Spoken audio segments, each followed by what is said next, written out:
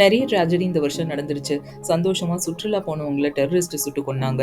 ஒர்க்குக்காகவும் வெக்கேஷனுக்காகவும் போன மக்கள்ல ஃப்ளைட் வெடிச்சு இறந்து போயிட்டாங்க. ஹாஸ்டல்ல சும்மா இருந்த மெடிக்கல் ஸ்டூடெண்ட்ஸ் மேல ஃப்ளைட் விழுந்து 5 ஸ்டூடெண்ட்ஸ் இறந்து போயிட்டாங்க. அடுத்த செகண்ட் யாருக்கு என்ன நடக்கும்னே சொல்ல முடியாது.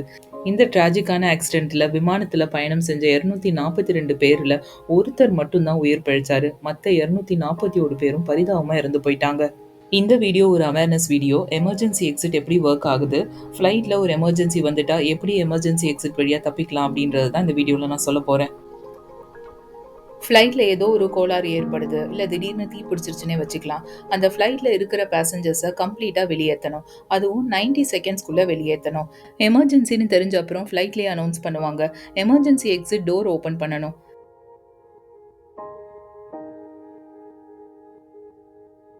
ஹேண்டில் திருப்பினா டோர் வெளிப்பக்கமாக ஓப்பன் ஆகும்.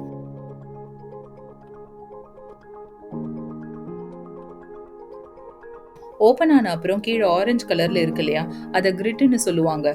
அது ஸ்ட்ரெச் ஆகும்.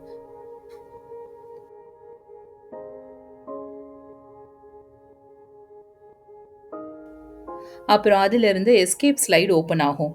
அதாவது ஏர் பெட் மாதிரி இருக்கும். அதுக்கு கீழே ஒரு சிலிண்டர் இருக்கும். அந்த சிலிண்டர் வழியா கேஸ் ஏர் பெட் மாதிரி இருக்கிற அந்த பேக்குக்குள்ள போகும். 90 செகண்ட்ஸ்குள்ளே எல்லாம் வெளியே வரணுமே, அப்போ இந்த கேஸ் ஃபில் ஆகிறதுக்கு டைம் ஆகாதா அப்படின்னு கேட்டிங்கன்னா, 6 வினாடிகளில் தேவையான காற்று அதுக்குள்ளே போய் ஃபில் ஆகிடும். அதுக்கப்புறம் அந்த எஸ்கேப் ஸ்லைடு பலூன் மாதிரி எக்ஸ்பேண்ட் ஆகிடும். தேவையான காற்று ஃபில் ஆகிட்ட அப்புறம் கேஸ் போகிறது அதுவாகவே ஆட்டோமேட்டிக்காக ஸ்டாப் ஆகிடும். அந்த எஸ்கேப் ஸ்லைடில் சறுக்கிட்டு பேசஞ்சர்ஸ் வெளியே வந்துடலாம். ஒரு ஃப்ளைட்டோட சைஸை பொறுத்து எத்தனை எஸ்கேப் ஸ்லைடு இருக்குதுன்றது வேறுபடும்.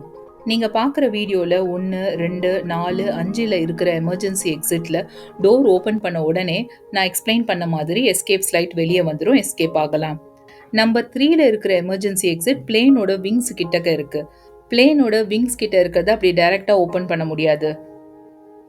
ஸோ அங்கே இருக்கிற எமர்ஜென்சி எக்ஸிட்டுக்கு எஸ்கேப் ஸ்லைடு வந்து விங்ஸ் முடிகிற இடத்துல ஒரு கம்பார்ட்மெண்ட்டில் இருக்கும். பேசஞ்சர்ஸ் வெளியே வந்து எஸ்கேப் ஸ்லைடை யூஸ் பண்ணிக்கலாம். அதுவும் 6 செகண்ட்ஸ்குள்ளே வெளியில் வந்து ஏர் ஃபில் ஆகிடும். அகமதாபாத் ஃப்ளைட் கிராஷ் அப்போ ஏன் யாருமே எஸ்கேப் ஸ்லைட் யூஸ் பண்ணலன்னு கேட்டால், ஃப்ளைட்டு டேக் ஆஃப் ஆகும்போது மைனர் ப்ராப்ளம் ஏதோ இருந்தால் அப்போ தான் இப்படி எஸ்கேப் ஆக முடியும். அகமதாபாத் ஃப்ளைட் கிராஷில் ஃப்ளைட் புறப்பட்டு 30 செகண்ட்ஸ்லேயே பில்டிங் மேலே கிராஷ் ஆகிடுச்சு.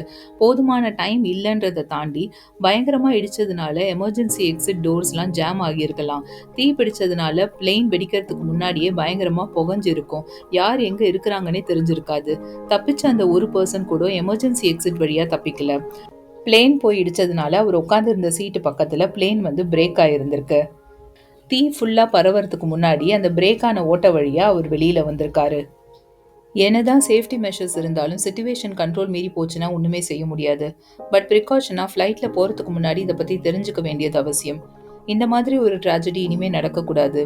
என்னதான் காம்பன்சேஷன் அமௌண்ட் கொடுத்தாலும் இந்த இழப்பை ஈடுகட்ட முடியாது.